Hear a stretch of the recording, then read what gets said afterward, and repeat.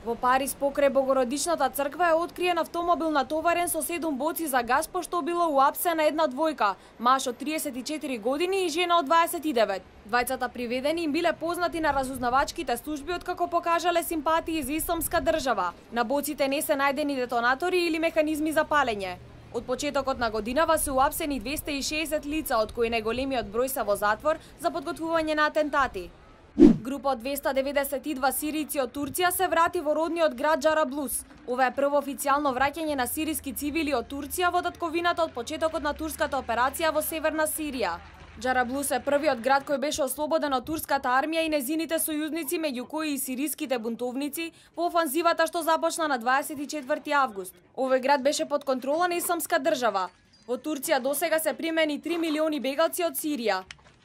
На Велика Британија ќе биде потребно време да договори каков однос ќе има со Европската Унија по напуштањето на овој блок, изјави британската премиерка Тереза Меј во парламентот. Знам дека многумина се нестрпливи да видат брз напредок и да дознаат како Велика Британија ќе изгледа по Брекзитот. Продолжуваме со оваа важна работа, но исто така, овие прашања мораме да ги разгледаме на трезвен и промислен начин.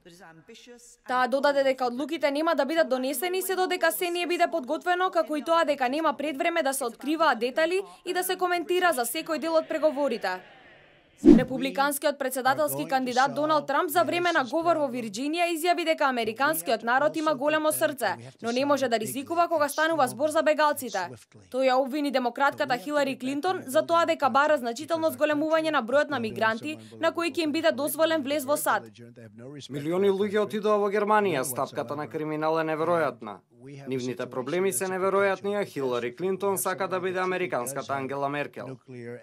Доналд Трамп порача дека доколку победи на изборите, ќе го суспендира доселувањето на сириските бегалци во САД и ќе ги започне првите чекори за изградба на големиот зид долж јужната граница со Мексико.